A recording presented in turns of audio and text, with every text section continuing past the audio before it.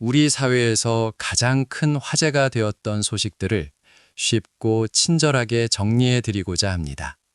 편안한 마음으로 귀 기울여 주시길 바랍니다. 우리나라의 맛과 멋이 담긴 K푸드가 전 세계를 뜨겁게 달구고 있다는 기분 좋은 소식입니다. 지난해 K푸드의 총 수출액이 무려 136억 달러를 돌파하며 역대 최고 기록을 세웠습니다. 이는 우리 농수산물이 세계인의 입맛을 사로잡았다는 증거인데요. 특히 우리 식탁에 빠질 수 없는 라면이 효자 노릇을 톡톡히 했습니다.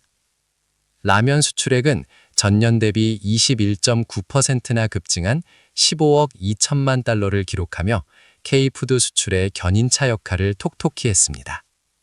미국과 중국 시장에서의 폭발적인 인기에 힘입어 삼양식품과 같은 라면 회사들의 주가가 면비디아라고 불릴 정도로 크게 올랐다고 합니다. 이 외에도 김치, 고추장 등 다양한 소스류도 세계 시장에서 큰 사랑을 받고 있습니다. 우리 고유의 맛이 세계로 뻗어나가는 모습 정말 자랑스럽지 않습니까? 이 소식은 우리 경제에 활력을 불어넣는 긍정적인 신호로 앞으로도 K푸드의 눈부신 활약이 기대됩니다. 다음 소식은 미래 시대의 핵심 기술인 인공지능, AI 분야에서 우리나라가 독보적인 성장세를 보이고 있다는 내용입니다. 한국의 인공지능 도입률이 지난 하반기 전 세계 24위에서 18위로 껑충 뛰어 올랐다고 합니다. 이는 국가적인 정책 지원과 함께 우리말을 더욱 잘 이해하고 처리하는 한국어 기반 AI 기술이 크게 발전한 덕분입니다. 또한 인공지능이 우리 생활 속에 깊숙이 자리 잡으면서 대중적인 문화 현상으로까지 확산되고 있는 점도 큰 영향을 미쳤습니다. 이제 인공지능은 영화 속 이야기만이 아니라 우리 주변에서 더욱 흔하게 접할 수 있는 기술이 되었습니다. 예를 들어 어르신들도 스마트폰이나 가전제품에서 인공지능 비서의 도움을 받거나 병원에서 진료를 받을 때 인공지능 기술의 지원을 받을 수도 있습니다. 이렇게 빠르게 발전하는 인공지능 기술이 우리 삶을 더욱 편리하고 풍요롭게 만들어줄 것이라는 기대를 모으고 있습니다. 조금은 무거운 소식이지만 우리 모두의 살림과 관련된 중요한 경제 소식입니다. 최근 발표된 자료에 따르면 지난 3분기 말 기준 우리나라 가계의 빚이 사상 최고치를 기록했습니다. 국민 한 사람당 평균 9,721만 원의 대출 잔액을 가지고 있다고 하니 적지 않은 금액입니다. 전체 빚을 진 사람 수는 조금 줄었지만 한 사람당 빚은 오히려 늘어난 것이지요. 또한 2025년 한국의 1인당 명목 국내 총생산 GDP가 3년 만에 줄어들면서 대만에 추월당할 것이라는 전망도 나왔습니다. 이는 22년 만에 처음 있는 일로 우리 경제의 활력이 예전 같지 않다는 것을 보여줍니다. 정부에서는 2026년 경제성장 전략을 발표하며 올해의 경제성장률이 2%를 넘길 것이라고 밝혔지만 고금리와 고물가로 인해 많은 가정이 여전히 경제적인 어려움을 겪고 있습니다. 자녀들의 취업이나 내 집 마련 문제에도 영향을 미칠 수 있는 만큼 우리 가계 경제 상황을 주의 깊게 살피고 현명한 소비를 이어가는 지혜가 필요하겠습니다. 최근 북한이 한국의 무인기가 지난해 9월과 이달 4일 자신들의 영공을 침범했다고 주장하며 남북 관계에 또다시 긴장이 감돌고 있습니다. 이에 대해 우리 국방부는 북한의 주장이 사실이 아니라고 반박하며 민간 무인기의 운용 가능성 등을 면밀히 조사하고 있다고 밝혔습니다. 일각에서는 이 문제의 재발 방지를 위해 남북 공동조사를 촉구하는 목소리도 나오고 있습니다. 이 소식은 최근 우리 대통령의 대북 대화 재개 구상의 돌발 변수로 작용하며 남북 관계의 향방에 관심이 쏠리고 있습니다. 어르신들께서도 과거 냉전 시대의 아픈 경험을 기억하고 계실 텐데요. 이러한 안보 이슈는 늘 마음을 졸이게 하는 소식입니다. 하루빨리 대화와 평화의 기운이 한반도에 가득하길 바라는 마음입니다. 관련 소식은 추가적으로 전해지는 대로 다시 알려드리겠습니다. 우리가 함께 살아가는 아파트나 빌라에서 이웃 간의 갈등 중 하나로 흡연 문제가 자주 불거지고 있습니다. 특히 아파트 엘리베이터나 복도 등 공용 공간에서의 흡연은 비흡연자에게 큰 불편과 고통을 주며 심한 경우 층간 흡연으로 인한 갈등이 심각한 다툼으로 번지기도 합니다.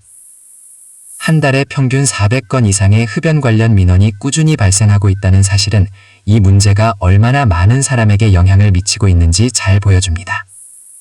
담배 연기는 위아래층은 물론 옆집까지 퍼져나가 이웃에게 간접 흡연의 피해를 줄 수 있습니다. 담배를 피우시는 분들은 지정된 장소에서 흡연을 하시고 담배를 피우지 않으시는 분들은 이웃에게 피해를 주는 상황이 발생할 경우 관리사무소 등을 통해 정중하게 해결을 요청하는 것이 중요합니다. 공동체 생활에서는 서로를 배려하고 존중하는 마음이 가장 중요하겠지요. 작은 관심과 배려가 우리 모두의 평화로운 삶을 만드는 첫걸음이 될 것입니다. 다음은 환경과 관련된 희망적인 소식입니다. 정부가 가축 분뇨를 단순한 폐기물이 아닌 귀중한 에너지 자원으로 활용하기 위한 새로운 계획을 발표했습니다. 바로 가축 분뇨를 고체 연료로 만들어서 재생에너지로 사용하는 사업을 본격적으로 추진한다는 것인데요. 2030년까지 무려 118만 톤의 가축 분뇨를 고체 연료로 전환할 계획이라고 합니다. 이는 가축 분뇨 처리 문제를 해결하는 동시에 화석연료 사용을 줄이고 친환경 에너지를 늘리는 일석이조의 효과를 가져올 것으로 기대됩니다. 어르신들께서도 과거에 소똥이나 돼지똥을 거름으로 활용했던 경험이 있으실 텐데요. 이제는 과학기술의 발전으로 이러한 분뇨가 더욱 효율적인 에너지원으로 탈바꿈하고 있습니다. 우리 주변에서 발생하는 폐기물을 이렇게 유용한 자원으로 바꾸는 노력은 환경 보호는 물론 지속 가능한 사회를 만드는 데 큰 기여를 할 것입니다. 우리 사회의 중요한 한 축을 담당하는 여성들의 삶과 관련된 소식입니다. 출산과 육아 등으로 인해 경력이 단절되었던 여성들이 다시 사회로 돌아오려 할 때 여전히 많은 어려움을 겪고 있다는 안타까운 소식입니다. 이들이 재취업을 하더라도 낮은 임금을 받거나 일자리를 찾는 데까지 오랜 시간이 걸리는 경우가 많다고 합니다. 이는 개인적인 어려움을 넘어 우리 사회 전체의 손실로 이어질 수 있는 문제입니다.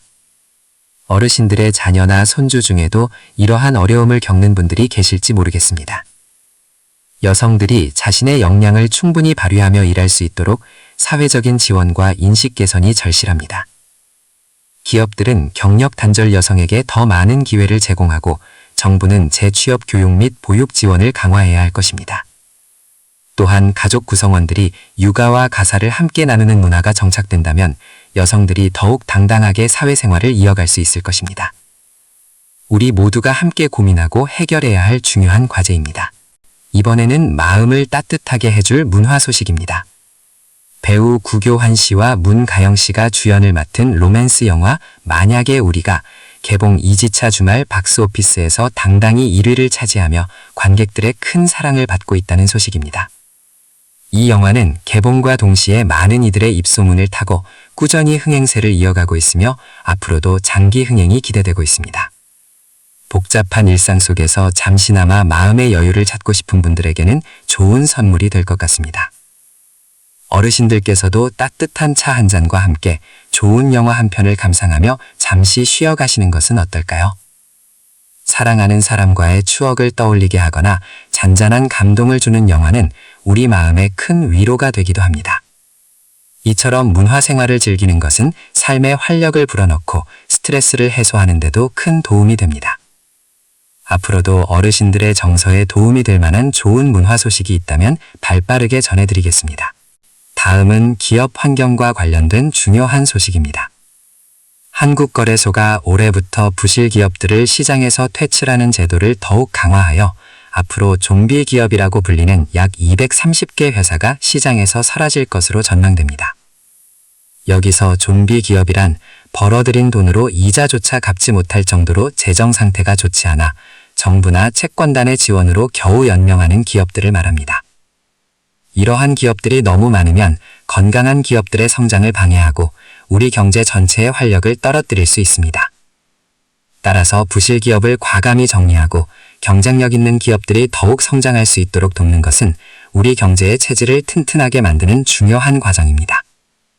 물론 기업의 퇴출은 해당 기업의 직원들에게는 아픔이 될 수 있지만 장기적으로는 우리 경제 전체의 건전성을 높이고 더 나은 일자리를 창출하는 계기가 될 수 있습니다.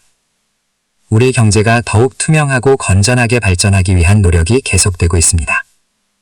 마지막 소식은 우리가 매일 접하는 인터넷 세상과 관련된 논란입니다. 최근 정치권에서 온라인 기사나 게시글에 달리는 댓글에 국적을 표시하자는 주장이 제기되어 뜨거운 논쟁이 벌어지고 있습니다. 국민의힘은 악성 댓글이나 여론 조작의 주체가 외국인인 경우를 방지하고 투명성을 높이기 위해 이러한 제도의 도입을 요구했습니다. 하지만 더불어민주당에서는 특정 국가에 대한 혐오 감정을 조장할 수 있으며 국익에 도움이 되지 않는다고 반박하고 있습니다. 이 문제는 익명성이 보장되는 온라인 공간에서 건전한 토론 문화를 만들고 가짜 뉴스나 허위 정보로부터 국민을 보호하기 위한 중요한 고민을 담고 있습니다. 어르신들께서도 인터넷 기사를 보시면서 수많은 댓글들을 접하실 텐데요. 어떤 댓글이든 신중하게 읽고 사실 여부를 확인하려는 노력이 필요합니다. 건전